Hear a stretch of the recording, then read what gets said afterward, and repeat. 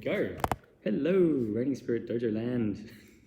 Facebook Live. It is Sylph, Dominic, Hawkins, my own name then, coming to you live on Wednesday the 10th of June from the dojo for our Wednesday night session 11 of meditation and energy work sessions. And I have awesome audience today. If you did not see the post on the Facebook page, today I just put up a little note saying that on June 22nd, 2020, so in like 2 weeks, that's when we are going to be officially starting back for classes. And the Victorian government has allowed that for indoor gyms and yoga studios, but we're not able to be doing hands-on personal contact grappling and throwing each other around. So from the 22nd of June, I think it's a Monday or a Tuesday, onwards, there'll be the timetable, there'll be classes you come to, and there'll be hour-and-a-half classes again, just like you're used to, with everything other than, any physical contact. So we're going to be doing lots of fitness, lots of yoga asana, lots of ukemi, just buckets of ukemi, like so much ukemi.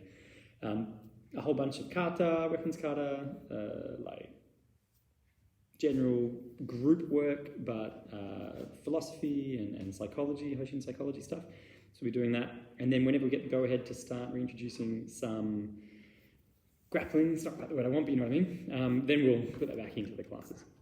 Until then, for the next, it's the 10th today, so there's 12, so for the next 2 weeks, I've opened up the Wednesday and Friday night video recording sessions to an audience. So if you would like to come on down for Wednesday and Friday video sessions and be part of the audience here, so that you can take part in meditations live, still live, more live, or the Friday night philosophy discussions and the discourses, come and get involved. And eventually it'll just be filming the whole group as a session rather than just me with people behind the camera.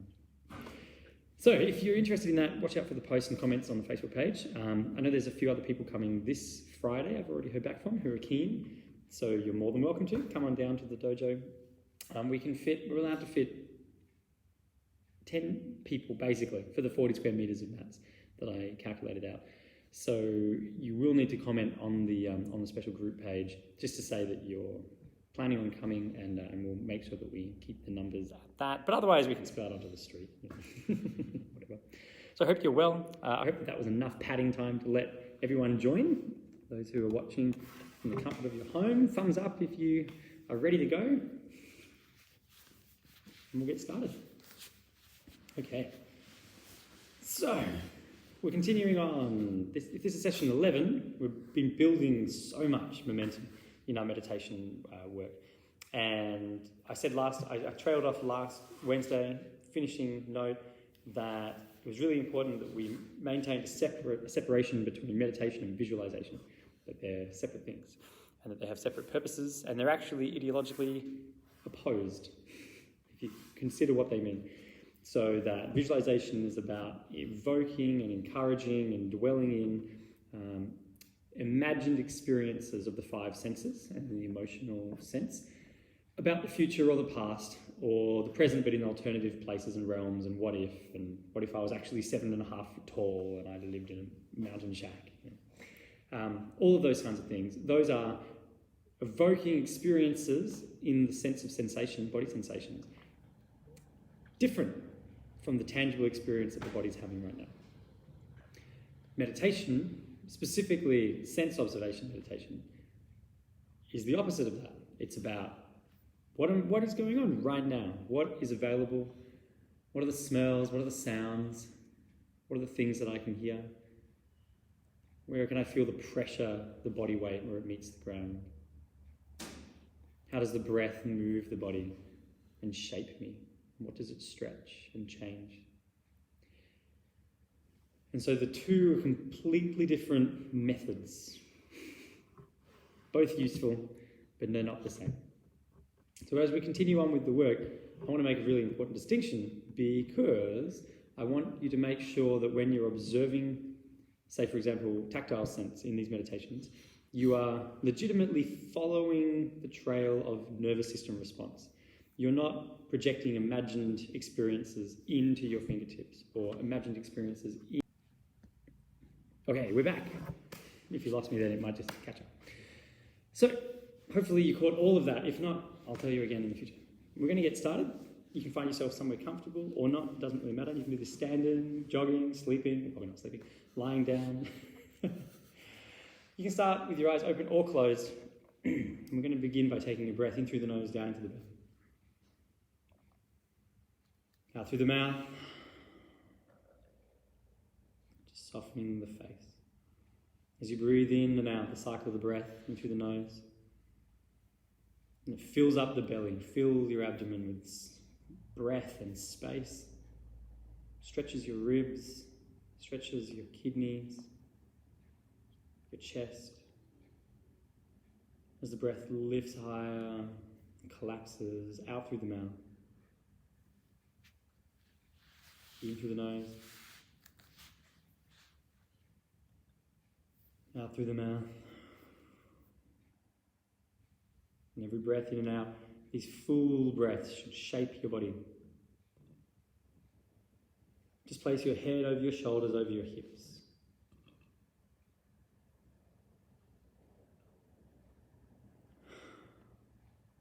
That's a good question, Hannah. I'll answer that in a little moment. One of the comments on the video. So as we're breathing in and out, we're going to begin with the sounds that we can hear. The sounds far away. You need to extend your hearing, reach out beyond the room or the building where you are now, beyond the space where you are. What is the furthest away thing that you can hear?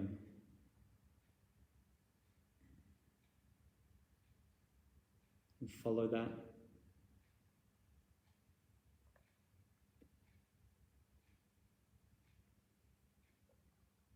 Don't be distracted by the clock in the room.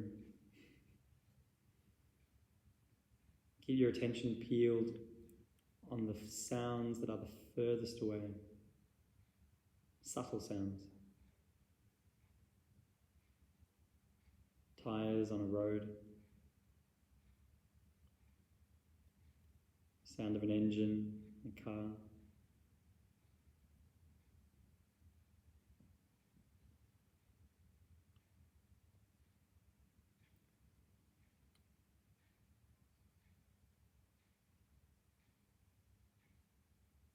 As you continue to breathe in through your nose, down into your belly, the belly fills, then the chest. And then exhales, the chest relaxes, and then the belly contracts. In through the nose, out through the mouth.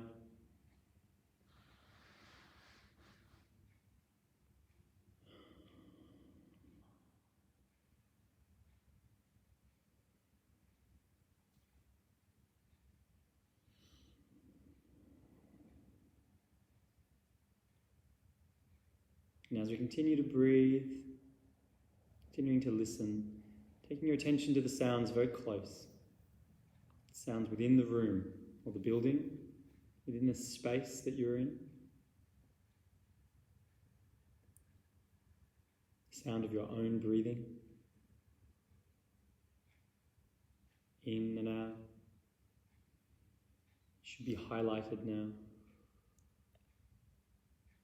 In through the nose, out through the mouth. Tongue sits on the roof of the mouth behind the top two front teeth.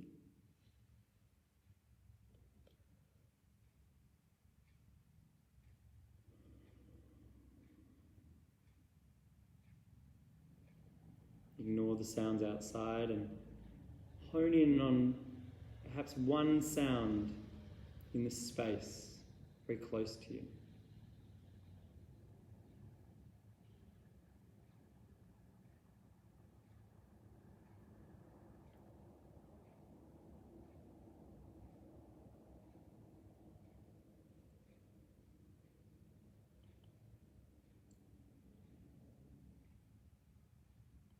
Now I want you to take your attention to the sounds right at your eardrum. It's the sound of you hearing. Placing your attention right at the point where vibration turns into a phenomena called sound.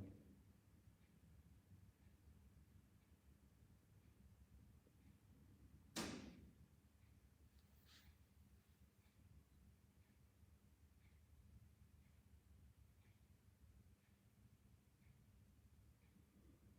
want you to hear your own ears.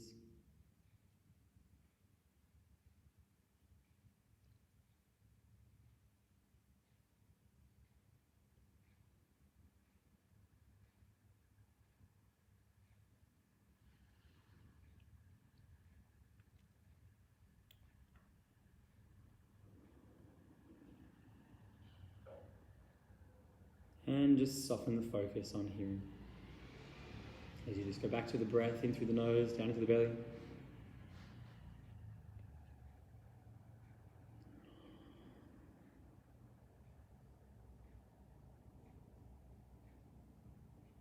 We'll move on to the sense of smell.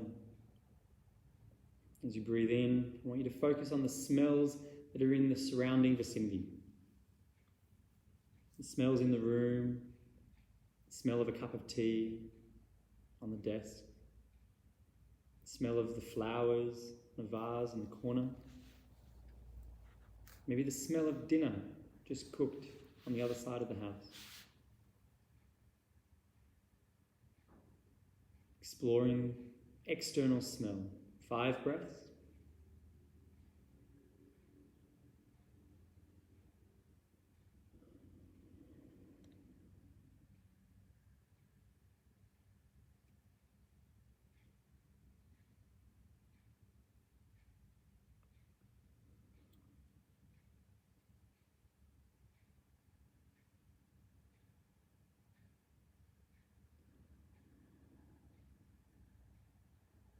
Can you smell?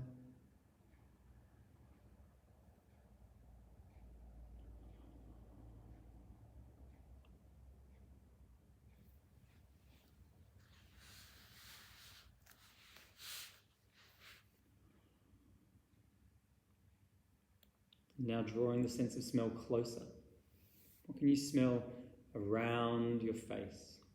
Maybe your clothing, something very close to your body. 3 breaths.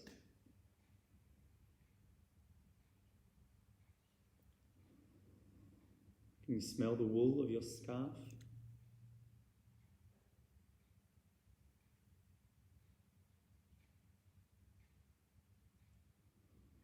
Or the smell of the soap and fresh washing of clothes?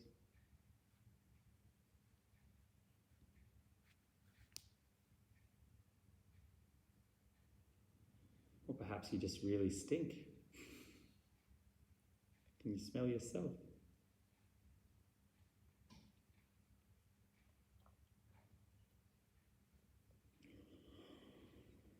Now take your attention to the sense of smell on the inside of the nostrils. As you're breathing in, this mentholy, cool sensation inside the nostrils themselves. 3 breaths. What can you smell on the inside of your nose?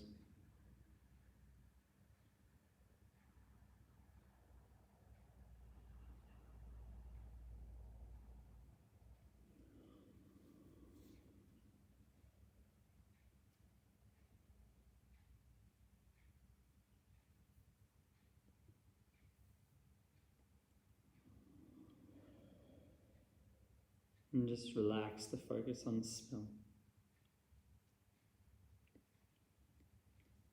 Different experiences.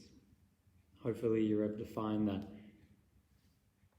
it's very visceral, the difference between extending your reach of observation out there and then close and then right at the point of sense experience. Before we move on to the next 3, go back to the comment I made with hearing. At a point, you want to listen at the eardrum where vibration turns into sound. So the misconception that sound is vibration in air. We say, oh, there's sound waves. No, there's not. There's just air pressure and waves moving through air. sound is an organic phenomenon. So there isn't sound until there's someone interpreting vibration audibly.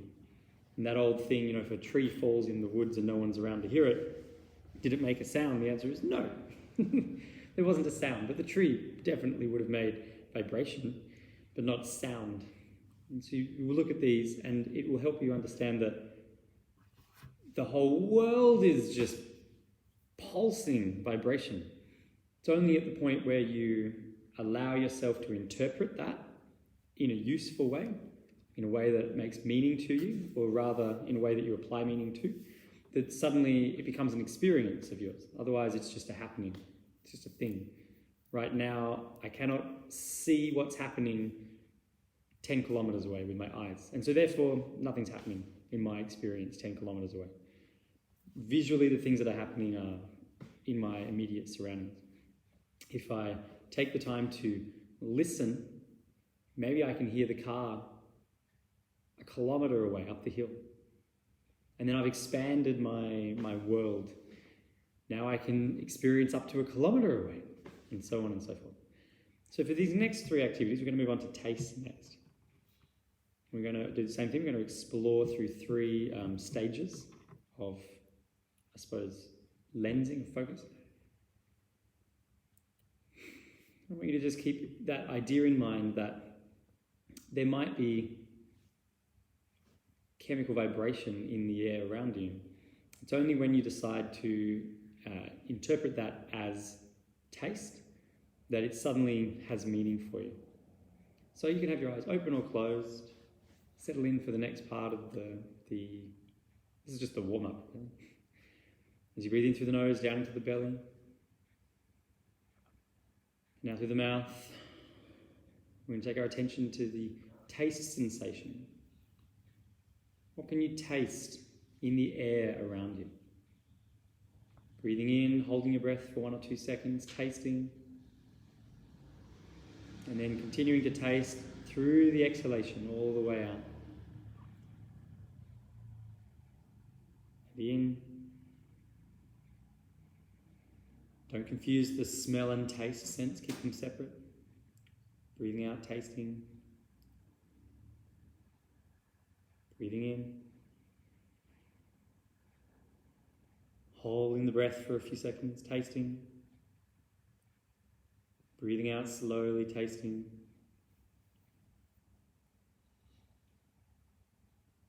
Breathing in.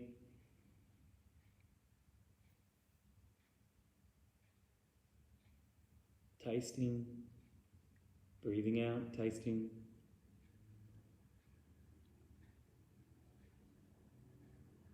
One more breath. Tasting. Breathing out and tasting.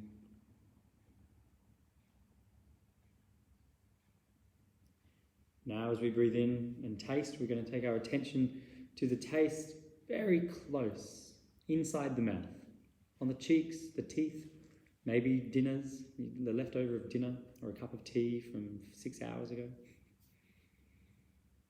Breathing in and out. We'll take 5 breaths for this one.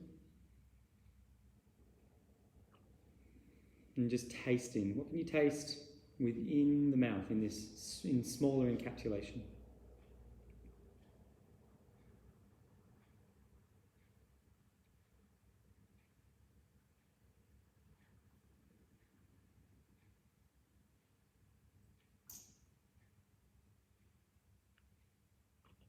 And rather than categorizing them, I just want you to keep finding new subtlety to the taste.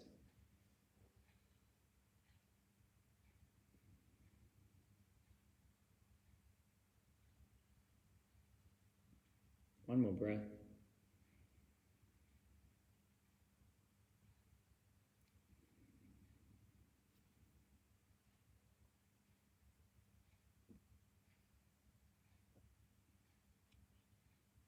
Now, as we continue the focus on taste, I want you to take your attention to the taste at the tongue. So just like you were hearing at the eardrum, the eardrum, it's a new one, you can use that. Now I want you to taste right at the point of taste sensation manifestation. So the taste buds of the tongue, the back of the tongue. As you're breathing in and out, I want you to now taste the tongue itself. And this should be a different kind of experience. You should feel this odd sense of gap between you and taste.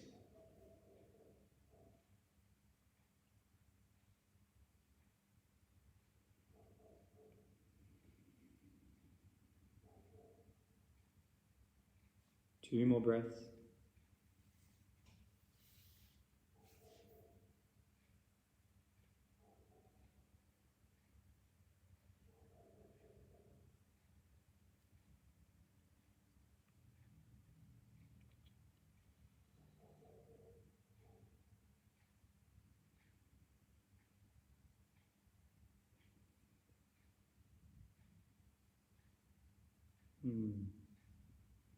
All right, relax the focus on taste sensation. We're going to move to the sensation of vision. We'll do this next before the tactile sense. So you can have your eyes open or closed. Either's good. If they're closed, I want you to just be looking out beyond the eyelids, but with the eyelids closed. So you're looking into the projection of light, or the filtering of light rather, the red, the external lights in the room or the building, shining, and kind of like a backlight on the eyelids. Just staring through the eyelids metaphorically. With your eyes open, if they're open, picking a point in the distance, on the wall, and just allowing yourself to soften your vision so that your peripheral perspective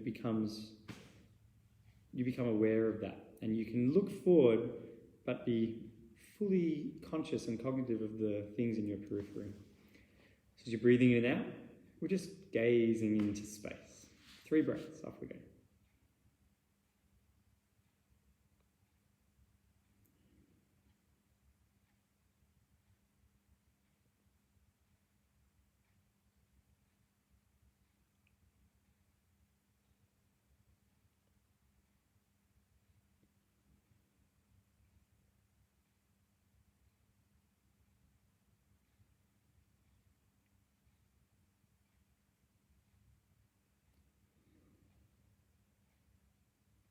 And now eyes open or closed, we're going to retract the vision slightly. So if you've got something in front of you, maybe within 30 centimetres, I want you to look at that. If you don't, hold your hand up about 10 centimetres away from your nose and just stare, actually even closer, 5 centimetres away from your nose. Hopefully you're not massively long-sighted. And just stare through the hand, not at the hand. If your eyes are closed, then rather than staring through the eyelids, I want you to look directly at the inside of the eyelid. 3 breaths, off we go.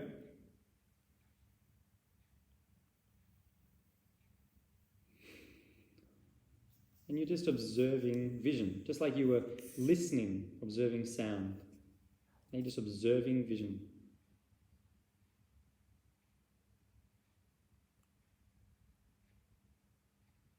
Looking through the object.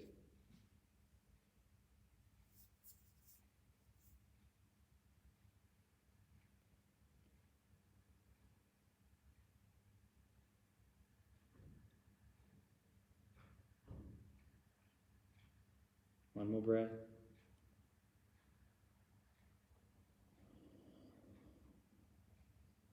And relaxing that, move on to the last part of the vision.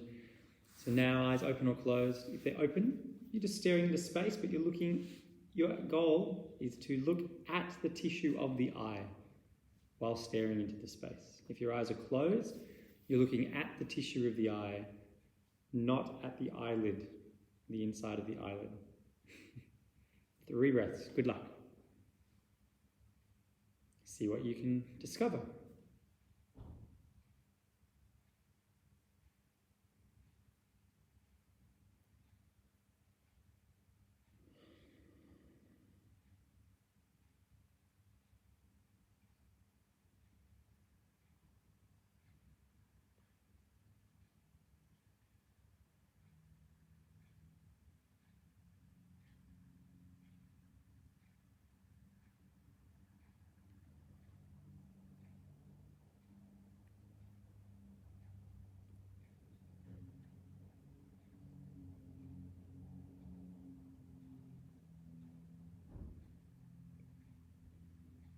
One more breath.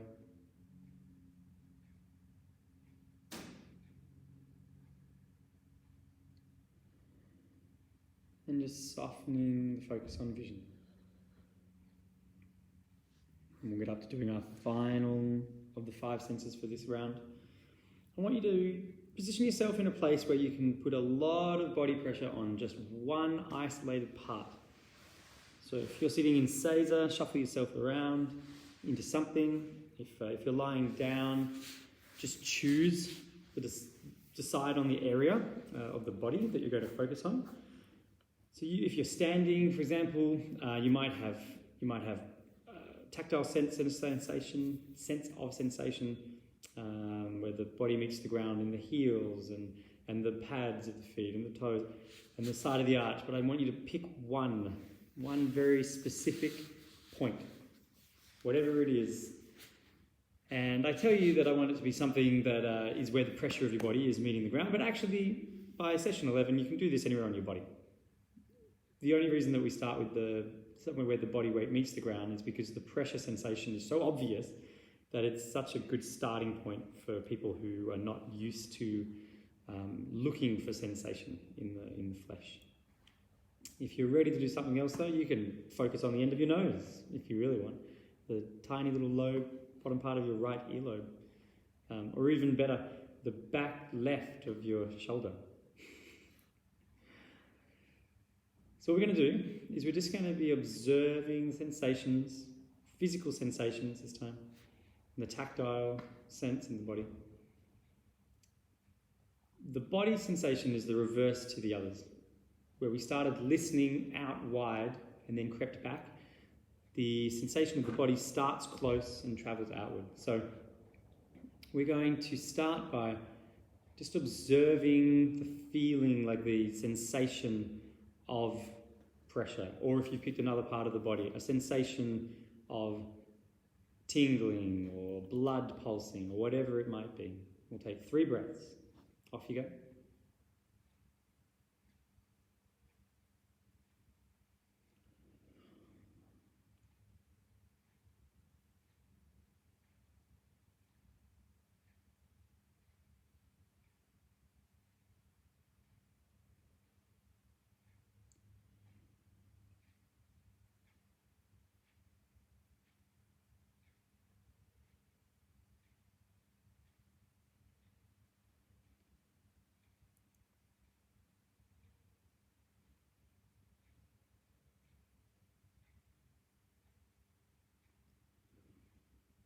Okay, so the sensation of pressure, or the large emotive sensation. Next, we're going to move to the tissue. So, for example, I'm focusing on my the back of my left shoulder.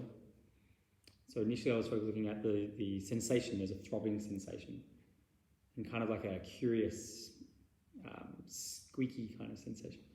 And now I'm interested in the actual tissue. So I'm going to be taking my time and my attention.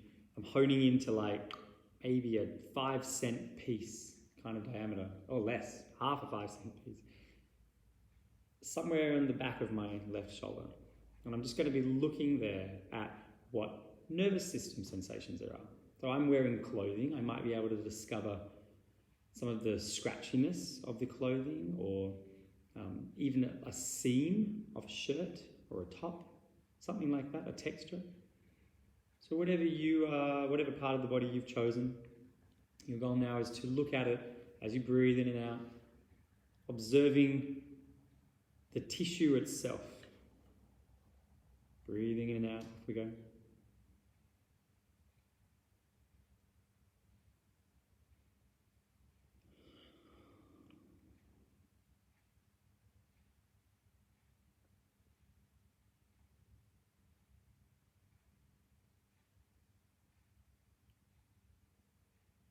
Remember to breathe.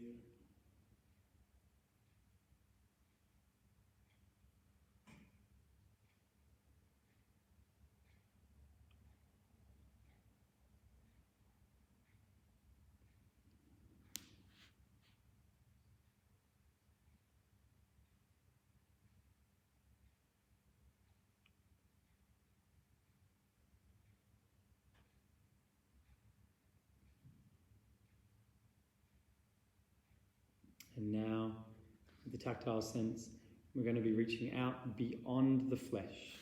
So now the goal is experiencing the sense of touch and feeling outside of the body itself. We've done the reverse process to the other 4 senses. So if I'm still focusing on my left shoulder, the back of my left shoulder, I'm interested now in what are the tactile feelings on the other side of my jumper? What are the tactile feelings on the not inside part of my jumper? The part of my jumper that, in theory, I shouldn't have any nervous system connection to. So whatever you're choosing, if you're focusing on a particular experience with the ground, maybe, like the pressure of your body weight where it meets the ground, now would be a great time to expand your sense of feeling into the ground itself. What is it like if you explore sensation in the ground, not just the pressure of where your body meets? And we'll take 5 breaths for this. This can be quite a lot of fun. Off we go.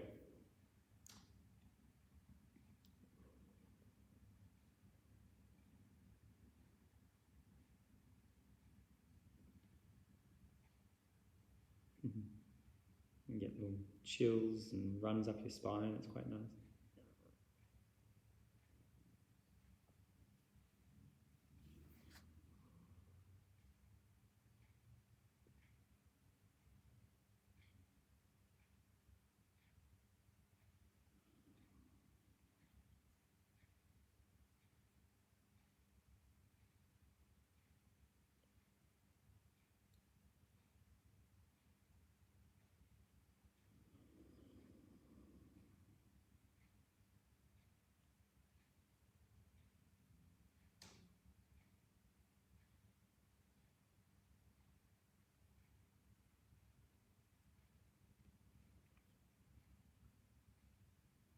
A few more breaths.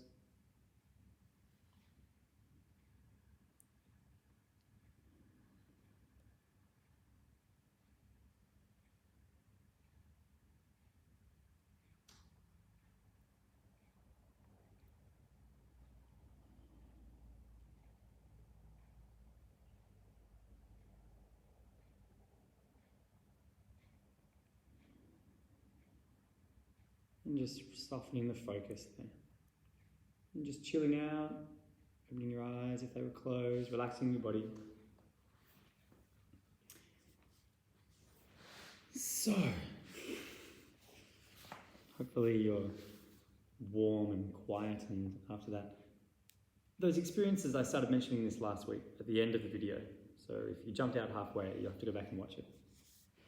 It's how I know. See, there'll be a written test about all this when you get back. Maybe it's a joke. Maybe.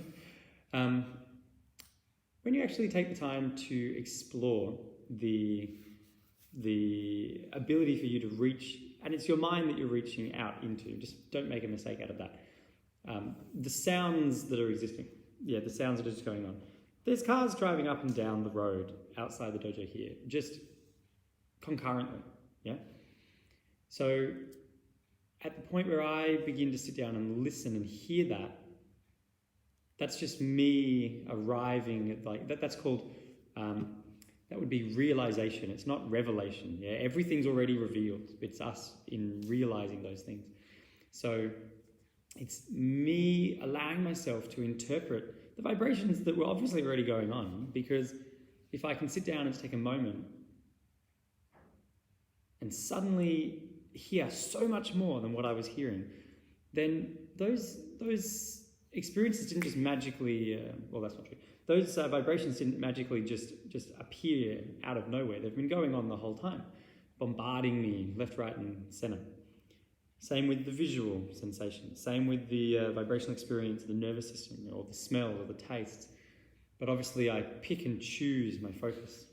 And one of the things these activities can help us to understand is that in order to detail a particular observation, then we have to devote mental faculty to it. So we tend to either have the ability to have broad perspective or incredible detail.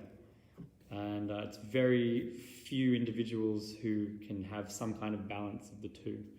And I doubt it's possible to have both at the extreme level. It's like, could you stand on top of the mountain and see infinitely in perspective of the horizon and the clouds and the fog over the valley and the smoke from the chimneys on the next town and the moon behind you, and at the same time see the grains of sand down in the valley or the worm in the soil, 1,000, 2,000, 5,000 feet down? The two of them are contradicting experiences. And so that's fine. When it's time that you want focus, practice the mind into focus and detail. When it's time that you want perspective, just practice the mind into perspective, and just don't make the mistake of trying to look with detail at perspective or trying to gain great perspective on minute details. If you're scampering around looking at individual components, that's fine, but you're not going to understand the whole picture until at some point you allow yourself to step back from it. And so we all know, we have those experiences, we know that. You focus on a problem, you're looking for a solution for a particular issue, something at work, if you're at school, some mathematics problem, some engineering issue, your whole degree hinges on this. And you go to sleep and you wake up and it's as clear as day. But the answer itself isn't just clear as day as an individual quanta. The answer's clear in relationship to the question and in relationship to the other parts of what you were thinking about. And it's like, as you're able to soften your focus, oh, look, lo and behold, you did a lot of work focusing on the answers to the issues, and you had to just step away for a little bit, and then the picture comes. So it's a good metaphor. It's a really good life experience. It works in martial arts. When your teachers are up presenting something, no one in the world expects you to be able to look in incredible detail and see everything that's going on and the broad picture and understand where it fits. Like, those things don't happen at the same time. So usually what you would do is let's say that you have a gracious teacher who shows you more than once. Let's say you're really lucky and you have a teacher who shows you like twice, 3 times, 5 times. Crazy. Paying them. You should be looking for the first time, just broad perspective. Just glimpse all of them, from the mats and the feet up through the body and the head and the arms and the movements, just this very broad perspective. And you can see this big macro picture of where they're moving and some of the things that are happening. And then if you're lucky enough and they show you a second time, zoom in and pick some very specific detailed areas you want to look at. You go, okay, what were they doing with their feet? And then look at the feet. Or what are they doing with their hands? And then look at the hands. But you need to do both at some point. If you have the wonder of having a teacher who only shows you everything once, then you're just going to get really good at looking at perspective and then working out the details yourself. Or you're going to get really good at finding details and then having to piece the perspective together. Your choice. You can apply this in meditation, and what you'll discover are some answers. What do I mean by answers? What's the purpose of meditation? Meditation is a method to find answers to questions that you pose about the nature of being.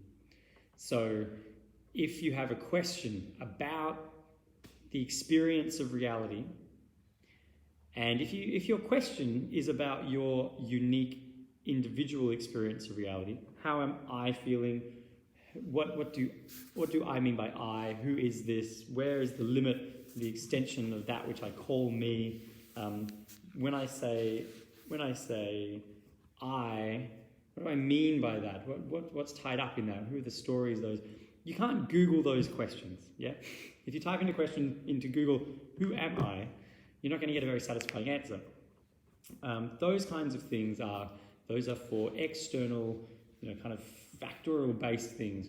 Where is Smith Street in Melbourne? Map of Smith Street in Melbourne. That's great. Those kinds of things, Google's awesome. When it comes to needing answers about your personal experience, the only place you have, ironically, is you and your personal experience. And so meditation is nothing more than a methodology. It's a tool. It's a magnifying glass. It's the Google. That's such a bad metaphor. It's like the Yahoo. It's kind of crappy version. It's the Google of what's the answer to what am I feeling at this moment? Or I just had this interaction with someone and now I have this really interesting mix of emotions. What are those emotions and why might I be feeling that directly after that person came and spoke to me? You can't type that into Google and get an answer that's at all useful, you know? You probably can't even go and ask anyone else. At best, you could dialogue with someone, a counselor or some wise sage who's able to help you methodically find your way to that answer. But no one can provide that answer for you. And unfortunately, meditation, it's a trap because it's what you use to answer those questions, but the very use of it brings up more questions. And so you're perpetually exploring and deepening your meditation, your sense of questioning. And eventually it should get to the point where your questions reach out way beyond what you think are even logical questions, you know? Questions like, logical questions for self-analysis might be things like, every time that I talk about this topic, I get this very specific emotion. I wonder what that is. And so it's a very logical question, very, very practical. You could understand what are the feelings you're having. Could you name the emotions? And then you can start to reverse engineer, when do you have those emotions? Under what conditions do they arise? What are the trigger words for that? Maybe there's a topic. And then you can start to extract out why that might be the case. And you might actually turn out that, the feeling is that you are an amazing engineer. You passed all of your studies with A+ grades except one of them that you got an F. And unfortunately, in your career, it's the one with an F that you were needed to put most to use, and you're not quite confident. And so every time that you talk about the thing that you failed miserably at, there's a little bit of a shake in the middle of you because you don't really know what you're talking about. That's a really good that's an awesome process of self-analysis. You can take that through meditation. You keep answering questions, finding out more, and you go, okay, well, if that happens there, then what happens elsewhere? And then you start asking interesting questions like, and these are just really funny, these are almost forms of unanswerable riddles. I'm sure that all of us are used to having just a kind of crappy day. You have a bad day, whatever, hot water didn't work, you're like, ugh. Door slammed on your face. And as you go through the day, at the end of the day, you sit down and you're like, okay, where did this start? And you go back and you're like, why do I feel so terrible? I'm gonna pull this apart and I'm gonna go back in my mind that's when it started. But have you ever sat down and you feel just really happy and super excited? Have you ever been like, when did this happen? Hang on, I need to pull back through my memory. When did I start feeling happy today? Because this is just terrible. I really need to nail this, or else I'm just going to go on feeling happy forever. I can't have that. What was it? Hang on, let me sit down. You start to ask those questions, and really funny answers start to come back. Answers. I'm not going to tell you what the answers are. You have to do the work for yourself. But really funny answers start to come through your meditations, and they pose new questions. And then you end up with questions, things like, well, I'm used to saying I. What does I encompass? If I think about me, let's go through a list. And you go, okay, I'll start with my name. Am I my name? So you go, okay, am I Sylph? Am I Dom? And you're like, what is Dom? And then you just go through in your mind and you're like, and you can have memories and certain things someone said. I'm someone who lives here. I'm someone who, I like that. I don't like that. I don't like potato, but I really like pineapple. You get this list of categories of what you are. And if you get to the end of the list, if you genuinely finish that list, and then if there's still a gap, you haven't really answered the question, just ask the question on a broader level. Reach out. It's that activity we did with the sensation, with the sense organs.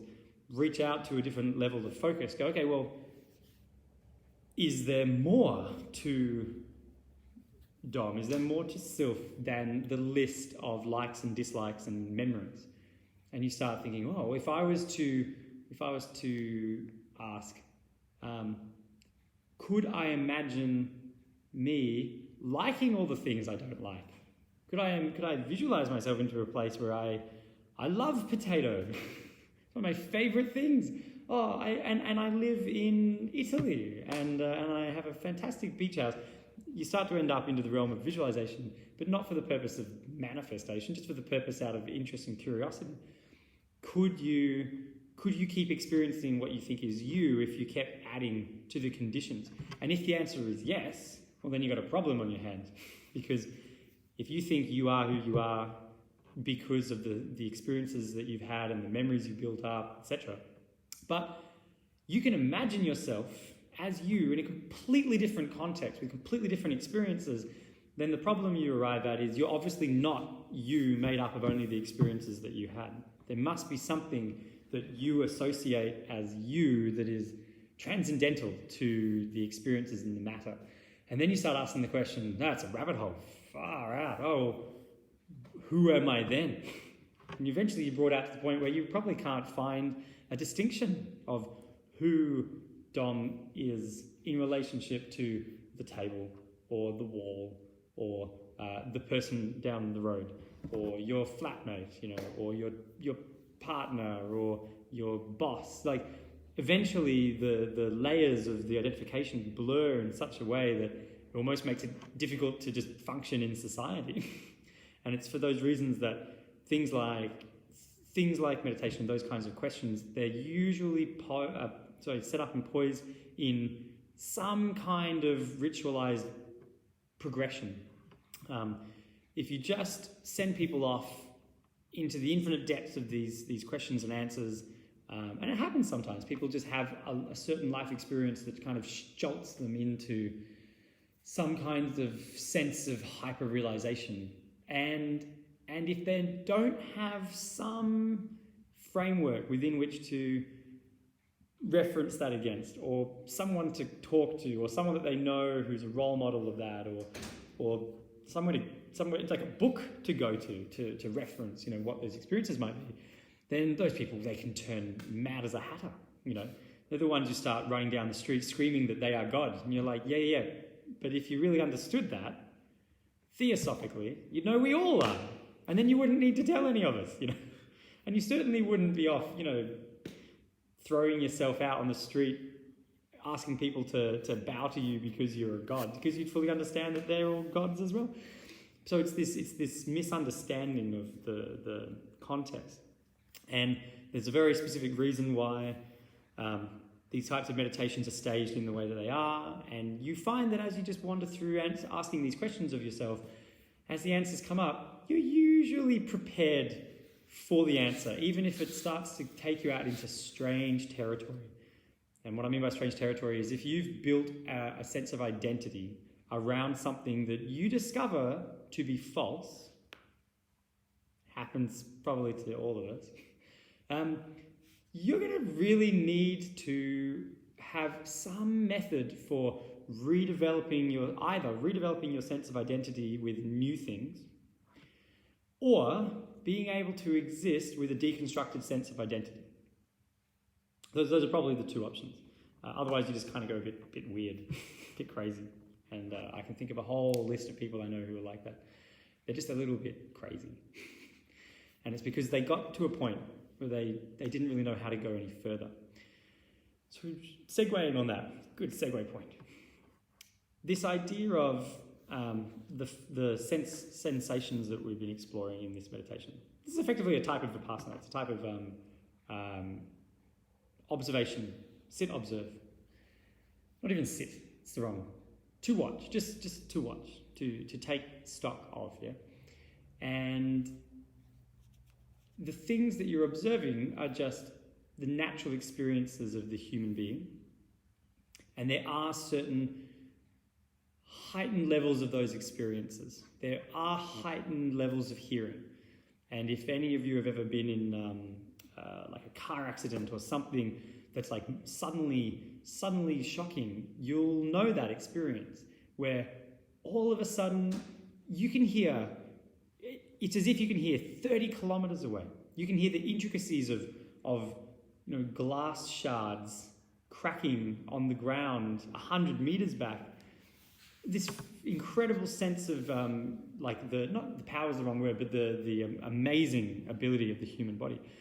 Those are called siddhi, magical experiences, mystical experiences. And siddhi are not really the goals of meditation. They're already the experience of the human body. If anything, they're just bonus fun things along the way. But if you make them the outcome, if you make the goal of your personal development to have super hearing, then you're only going to get to the point where your hearing develops to a particular level, and then you're done.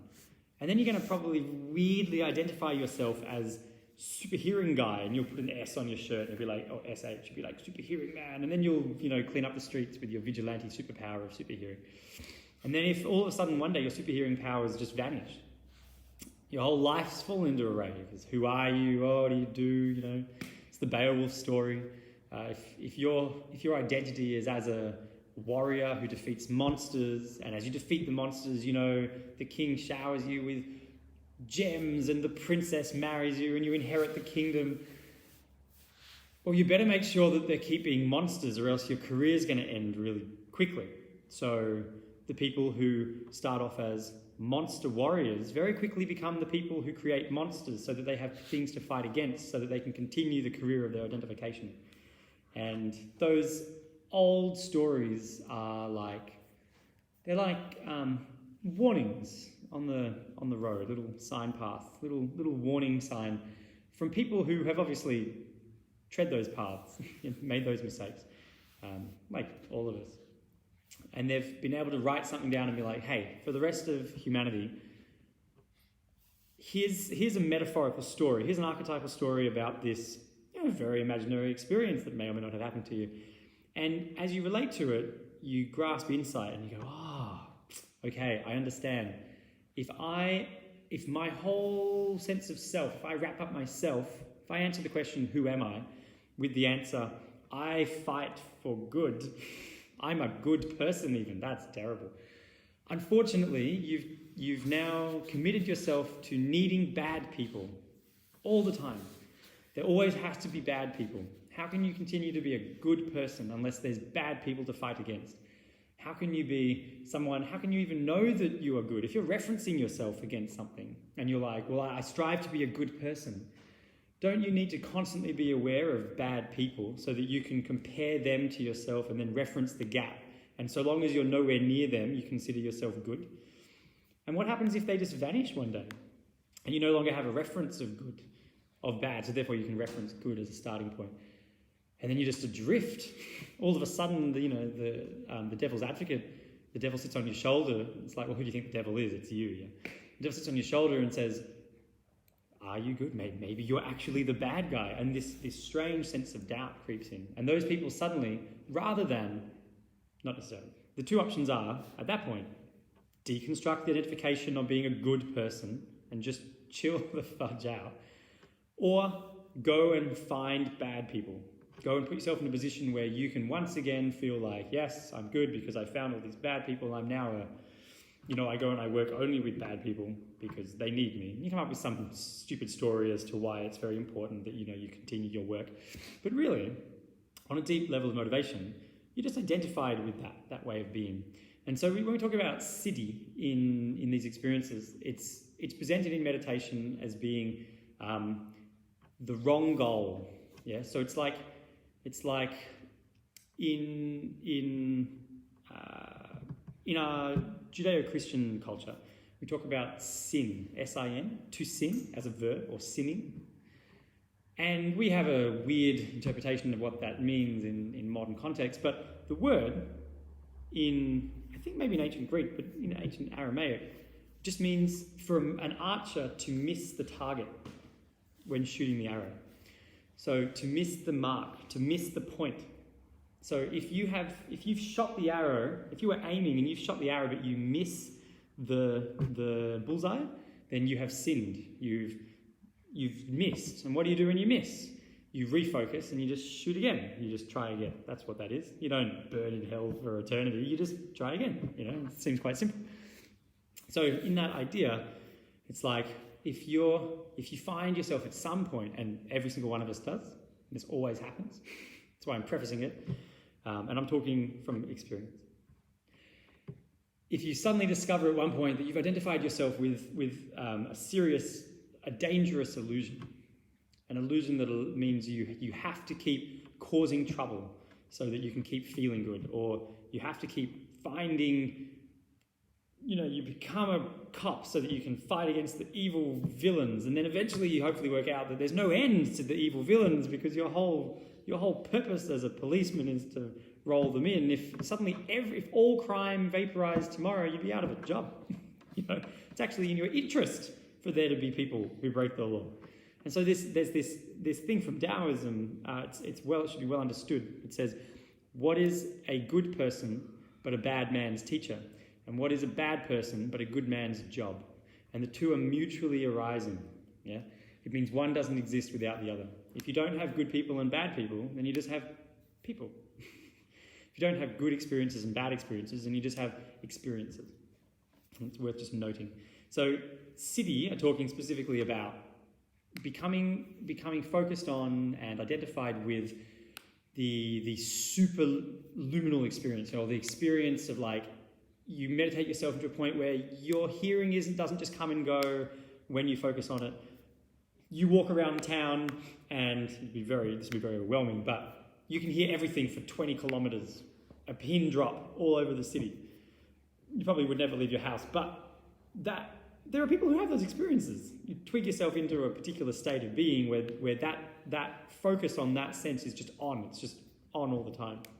And part of that is, a lot of that occurs in things that are called the lesser and greater Kanandli, parts of the Kundalini experience, and what Hoshin's designed to systematically walk individuals through a structure and a method towards those experiences in a way that are, I suppose, useful, fun, helpful, integrated. Doesn't always work. So if you find that all of a sudden one day, you're becoming very identified with your superpowers of incredible vision, you just take a breath and laugh at yourself, and then go back to your meditations and go back to the question. And you'll find that there's more to the question, because super hearing didn't really answer the question. The question that you're answering wasn't, can I hear within 20 kilometers? It was, what can you hear? So there isn't an end to that question. The question goes on forever. To what depth, to what incredible depth can you hear? If you can hear everything in a 20 kilometer radius, can you hear down to the atomic level? Can you listen in such a way where you're not just hearing the road noise of the cars, you're hearing the individual molecules of the rubber of the tire interacting and compressing in and out, and the changing of air. You take your meditation to that point, by which time you've died, because it's been 10,000 years. That's not a point that's achievable, because it just goes on forever.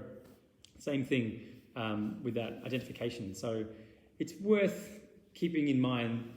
Zen makes a real point out of this, not necessarily in language as such, but in its teachings, that all that Zen is not really interested in esoterica. So I talked about esoteric and exoteric in one of the previous videos.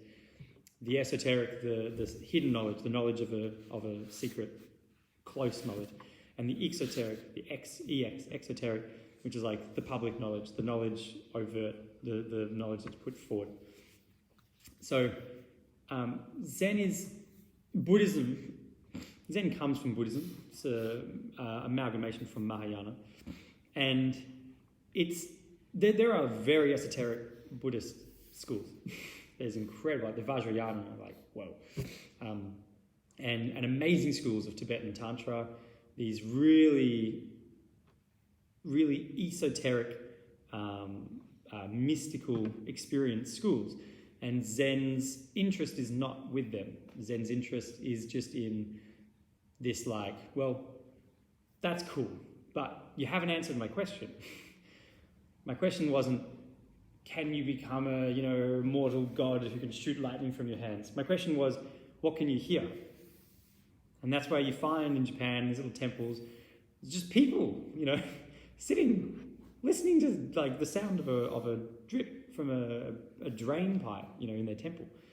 And the Roshi, the old master, Roshi's like young, old, like the wisdom of a 3-year-old child. They're still doing the same practice they were doing when they were 10, It's like, it's the same practice. Now they're 90. They haven't done anything different. The only thing that's changed has been them, their sense of realization along the journey. But they were just, what can they smell? What can they taste? What can they feel? What can they hear? What can they see? And that was the same question when they were 20. It was the same question when they were 30 and 40 and 50 and 60 and 70 and so on and so on and so on. So we'll wrap it up. I'll leave you with all that. Good luck. Friday night, so it'll be the 12th of June. Hoshinden, I'll be back doing our live Friday night session. I had pre-recordings for the last 2 weeks, which were really fun.